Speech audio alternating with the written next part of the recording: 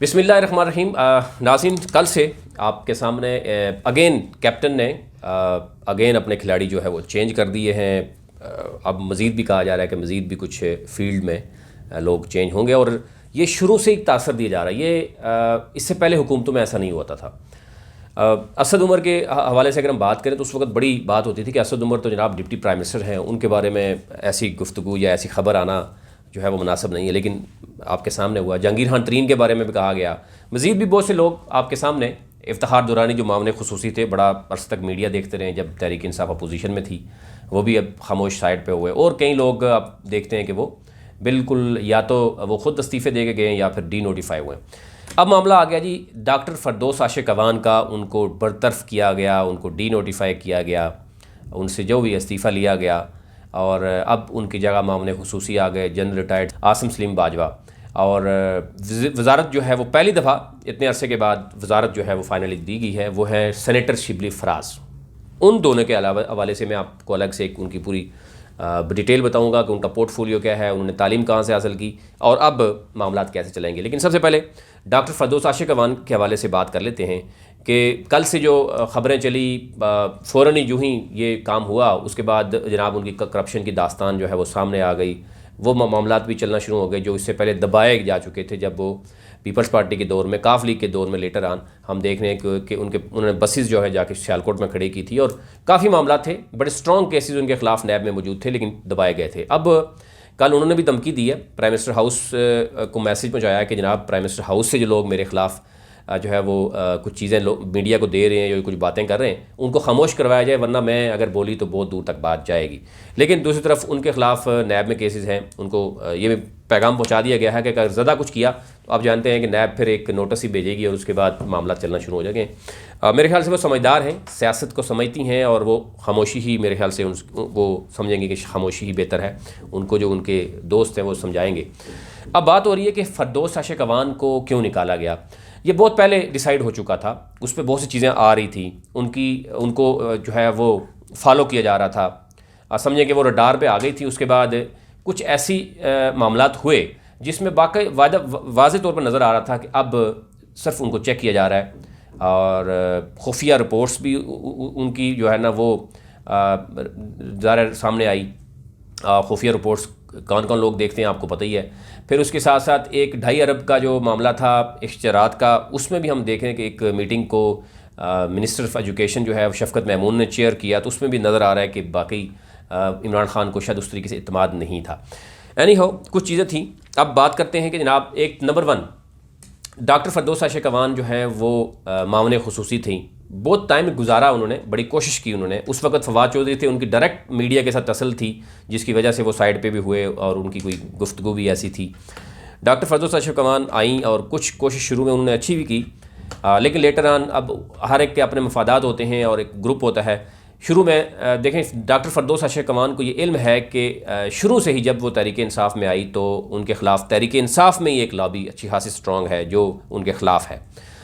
जब वो वजारत इत्तलात यानी मामले खुसूसी बनती हैं तो तहरीक इंसाफ के अंदर से लोग उनके ख़िलाफ़ हैं, एक बहुत बड़ी लॉबी उनके ख़िलाफ़ थी।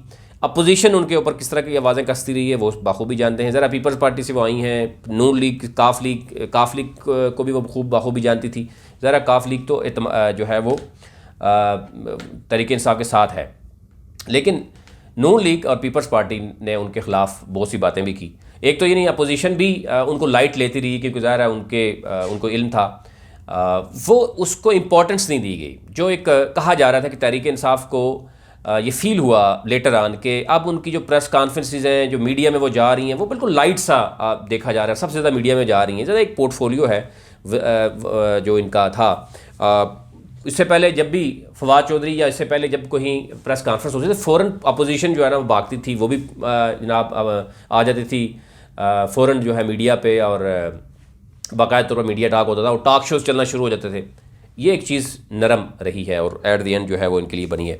इसके साथ साथ क्या होगी, एक तो जो मैंने बात की कि पार्टी के अंदर से मुखालफत थी, फिर नेशनल और इंटरनेशनल उस तरह का एक्सपोजर नहीं था जो तहरीक इंसाफ चाहती है। तहरीक इंसाफ का अपना सोशल मीडिया बड़ा स्ट्रॉन्ग है, आप बेहतर जानते हैं। तहरीक इंसाफ का ट्विटर, फेसबुक, यूट्यूब के अपने कई लोगों के अपने चैनल हैं, इनके तहरीक इंसाफ के रहनुमाओं के अपने जनाब वो चैनल है। और आपको पता है कि खान को मीडिया से इस तरह का इशू भी नहीं रहा। अब फाइनली उनके ख़िलाफ़ एक तो मैंने कहा कि खुफिया रिपोर्ट के हवाले से जब उनको निशानदेही होने लगी तो वो उनके लिए एक बहुत बड़ा रडार था, उसके नीचे वो आ गई। फिर साथ साथ जो है वो अपॉइंटमेंट्स हुई पीआईडी में और पीटीवी में, जो कुछ होता रहा उन्होंने अपने ज़रा, एक तो पहले जब पीपल्स पार्टी के दौर में उस वक्त तो 101 लोग उनके अपने मौजूद थे जो उनको सपोर्ट कर रहे थे, मज़ीद भी अब वो कोशिश करते, लेकिन उस तरह का असर रसूख वो पीटीवी में नहीं बना सकी। पीआईडी में कुछ चीज़ें सामने आई हैं, फिर गाड़ियाँ जनाब इस्तेमाल होती रही, ये तो चीज़ें होती हैं, ये कोई भी जाएगा आपको पता है कि वो बातें होती हैं। गाड़ियाँ जिन्हें 3 इस्तेमाल कर रही हैं, पीटीवी के मुलाजम भी, पीआईडी के मुलाजम भी जनाब उनके पास वो कर रहे थे। सबसे अहम जो उनके ऊपर करप्शन का इल्ज़ाम है मुबैना तौर पर, वो ये कहा गया कि 10 से 15% जो है, यानी परसेंट जो एक पहले चलता था कि वो तजर्बाकार थी, तो वो उन पर इल्ज़ाम है कि उनके फ्रंट मैन जो है वो मीडिया से, प्राइवेट मीडिया से जब वो इश्तरात लेते थे उसकी मद में बाकायदा तौर पर डील्स होती थी। 2.5 अरब के ये इश्तरात थे। उसमें कुछ चीज़ें ऐसी भी हुई कि जो व्हाट्सअप पे कॉल्स होती रही, लेकिन साथ वो रिकॉर्ड भी होती रही, यानी रिकॉर्ड यानी इस तरीके से होती रही कि साथ दूसरा शख्स जो है वो उसको रिकॉर्ड करता रहा। ये कुछ चीज़ें सामने आई हैं, जिसके बाद हमने देखा कि बहुत सी चीज़ें, फिर उसके बाद आपने देखा वो फाइनेंशियल टाइम्स का न्यूज़ जो है एक सामने आई, जिसमें ये कहा गया कि सब कुछ जो है वो इस्टेब्लिशमेंट कर रही है और यानी इमरान खान और तहरीक इंसाफ के पास कुछ भी नहीं है। उसको भी शायद एक इंटरनेशनल एक्सपोजर ना होने की वजह से ये चीज़ें सामने आई और वो भी डिफ्यूज़ नहीं हो सकी ख़बर। फिर नेशनल लेवल पर जो चीज़ें सामने आई वो भी उनके लिए जो है वो चीज़ें, और ये भी कहा गया कि हुकूमत का नैरेटिव जो है वो फरदौस अशकवान अच्छे तरीके से जो है वो प्रेजेंट नहीं कर पा रही थी, जिसकी वजह से मसला आ रहा था। रेटिंग उनकी चेक की गई कि डॉक्टर फरदौस अशकवान की रेटिंग क्या है, मुख्तलिफ चैनल्स पे वो जा रही हैं, लेकिन उसका फीडबैक क्यों नहीं आ रहा। नून लीग भी खामोश है, पीपल्स पार्टी भी खामोश है, मौलाना फजल रहमान भी खामोश है। इससे पहले जो ही बात होती थी फ़ौरन ये पार्टीज़ के लोग आ जाते थे ट्विटर्स पे, मुख्तलिफ सोशल मीडिया, इवन टेलीविज़न पे, अखबारात पे उनकी बाकायदा तौर पर एक जंग शुरू हो जाती थी। लेकिन इस दफ़ा ये कुछ अरसे में ये चीज़ ख़त्म हो चुकी थी और ये जब ये भी चीज़ें देखी गई, साथ साथ उनकी ज़ाती तौर पर ज़रा वो ये भी कहा जा रहा है, उनके बड़े क्लोज रायबता रहे हैं कि आहिस्ता आहिस्ता जब कोई भी शख्स पुराना होता है तो वो समझता है कि अब उसको कुछ करना चाहिए। तो ये उनके मामला थे कि कुछ एरियाज़ में उन्होंने गड़बड़ करने की कोशिश की और वो फिर उसके बाद वहाँ पर उनके ख़िलाफ़ चीज़ें होंगी। पीआईडी में जो भर्तियाँ हुई उसमें कहा गया, डायरेक्टली उन पर इल्ज़ाम था कि कुछ पेपरा रूल्स की खिलाफ वर्जी भी हुई और अपने लोगों को भर्ती किया गया। और गाड़ियाँ, वसाइल, यानी छोटी छोटी चीज़ें कि सफाई करने वाले भी वहाँ से थे, बंगला उनका मिनिस्टर इनक्लेव में था, वहाँ पर बहुत से लोग थे, और ये छोटी चीज़ें होती हैं। लेकिन पीआईडी के मुलाजमीन, पीटीवी के मुलाजमीन अपने ज़ाती काम के लिए जनाब उनको इस्तेमाल करना, ये ज़ाहिर चीज़ें बना के किया जाता है।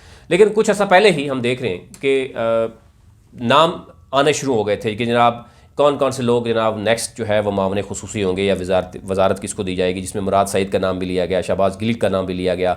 इवन आप देखें कि जो डॉक्टर बाबर रवान है उनका नाम भी लिया गया, शफकत महमूद का नाम भी लिया गया, शेरी मज़ारी का नाम भी लिया गया।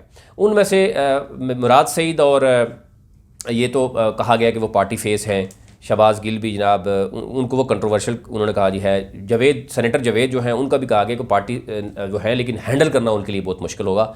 इसी तरीके शफकत महमूद ज़रा एक मेच्योर भी हैं, सीजन पॉलिटिशियन हैं, मुख्तलिफ पॉलिटिकल पार्टीज़ के साथ उनका एक बड़ा, यानी सारे कदर करते हैं उनकी, लेकिन उन्होंने इनकार किया क्योंकि वो कह रहे हैं कि वो मिनिस्ट्री ऑफ एजुकेशन ही बेहतर है। वो समझते हैं कि ये कितना मुश्किल काम है, जहाँ पे मीडिया को भी खुश करना है, इस्टेब्लिश के मामला हैं, गवर्नमेंट को भी है और फिर अपोजिशन के साथ भी, तो ये बहुत वो समझ चुके हैं कि मुश्किल काम है, इसलिए उन्होंने फ़ौरन इनकार किया। बाबर रहमान जो है वो पहले उनको मतलब साइड पे कर दिया गया था। तो ये ओवरऑल जो चीज़ें थी, असल वजह जो बनी, जो अब क्योंकि पूरी लिस्ट जो है वो अब क्योंकि बन चुकी है, जिस पे फरदौस अशकवान ने भी कहा है कि भाई प्राइम मिनिस्टर हाउस से जो लोग बातें कर रहे हैं वो खामोश हो जाएं, वरना जो है वो मतलब अपने डिफेंड में कुछ भी कहेगी। ये बात चलेगी, आप देखिएगा कि बातें निकलेंगी। डॉक्टर फरदौस अशकवान ना भी बात करें, लेकिन उनके करीबी जो दोस्त हैं मीडिया में, वो ज़रूर आप देखिएगा कि बातें सामने आएंगी कि और भी क्या क्या मामला थे। लेकिन एक तो ये सामने आया कि 2.5 अरब के करीब जो इश्तरात दिए गए उसमें करप्शन का मामला है। अब ज़्यादा चीज़ें सामने आएंगी। फिर एक मीटिंग हुई थी जिस मीटिंग को शफकत महमूद ने चेयर किया था, उसमें सामने नज़र आ रहा था कि इत्माद का फुकदान मौजूद है। जिसकी वजह से जो है वो तल्लुकात मज़ीद ख़राब होते हुए नज़र आते हैं। फिर मीडिया हाउसेज़ के साथ जो प्रिंट मीडिया यानी जो अश्तरात थी उनके हवाले से जो डील होती रही है वो भी कहा जा रहा है कि ये चीज़ें सामने आई। और फिर स्टेट टीवी अगर हम बात करें पीटीवी या पीआईडी में वो कुछ जो चीज़ें सामने आनी चाहिए थी वो भी नहीं आई। उनका जो सोशल मीडिया है, प्रोग्रामिंग है, वो प्रॉपर अपलोड भी नहीं हो पा रहे और कोई चीज़ स्क्रीन पे भी उस तरीके से नज़र नहीं आई। तो जो एक ज़रा जवाज़ बनाया जा रहा है कि ये चीज़ें सामने आ रही थी, ये होना चाहिए, ये चीज़ें आनी चाहिए। अब पॉलिसी शिफ्ट हो रही है, कहा जा रहा है कि जनाब एक तो पैमरा को भी थोड़ा सा ठीक किया जाएगा। फिर क्योंकि सोशल मीडिया, डिजिटल मीडिया एक इट्सल्फ एक बहुत बड़ा प्लेटफॉर्म बन चुका है, यहाँ तक कि तमाम लीडिंग चैनल्स जो हैं, तमाम लीडिंग एंकर जो हैं वो अपना यूट्यूब चैनल और बाकी सोशल मीडिया का सहारा ज़रूर लेते हैं। उसको कैसे चेक किया जाए? ज़ाहिर है पैमरा का रोल तो है, लेकिन उसके बावजूद यानी अगर किसी की कंप्लेन है तो वो कहाँ जाएगा? एक तो इस पर जो है वो बात हो रही है, रीस्ट्रक्चर करने जा रहे हैं, रिफॉर्म्स लाने जा रहे हैं कि जनाब स्टेट के इतने बड़े बड़े चैनल्स हैं, वो क्या कर रहे हैं, वहाँ पे कौन कौन से लोग बैठे हुए हैं। इसमें ज़रा ये भी बता रहे हैं कि बहुत जल्द जो है वो पीटीवी से बड़े बड़े लोग जो है वो फारग होने को जा रहे हैं, जिसमें एमडी का भी कहा जा रहा है, चेयरमैन का भी कहा जा रहा है, मज़ीद भी कुछ लोग हैं जो यानी 4-5 लाख से ऊपर जितनी भी सैलरीज दे जा रहे हैं उनकी भी लिस्ट मंगवाई गई है, वो भी देखा जा रहा है। बहुत से केसेस आप देखें पहले भी पीटीवी के, पीआईडी के कोर्ट्स में चल रहे हैं, तो वो चाह रहे हैं कि इसको एक तरफ यानी सेट किया जाए। इस मिनिस्ट्री को, बड़ी अहम मिनिस्ट्री होती है, पूरी दुनिया की नज़रें इसी पे होती हैं, यानी वजारत इत्तलात है और उसका काम अगर इश्तिहारात की मद में ही आगे पीछे चीज़ें करनी है, और जो हुकूमत का या मुल्क का जो यानी चेहरा है वो दुनिया को दिखाना होता है, उस पर अगर कुछ ना हो तो फिर डेफिनेटली ये चीज़ें सामने आएंगी। लेकिन जो चीज़ें सामने आई, एक तो डॉक्टर फजल आशिक अवान के बारे में ये कहा गया कि वो मीडिया के साथ अच्छे तल्लुकात चाहती थी, मालकान के साथ अच्छे तल्लुकात चाहती थी, एंकर्स के साथ अच्छे तल्लुकात चाहती थी। वो इसलिए किसी को ज़ाती तनकीद बेशक इमरान खान पर भी होती रही है, उसने किसी एंकर के ख़िलाफ़ कोई बात नहीं कही, किसी मीडिया मालकान के ख़िलाफ़ उसने कोई बात नहीं की। और ये भी उनको एक मैसेज दिया गया जनाब कि ये पोर्टफोलियो ऐसा ही होता है कि वो हर कोई शख्स चाहता है कि वो आए और मीडिया मालकान के साथ अच्छे तल्लुकात बनाए, बाकी लोगों से तल्लुकात बनाए कि लेटर ऑन अगर वो फारग भी हो जाए तो उसको ज़्यादा मसाइल फेस ना करने पड़े।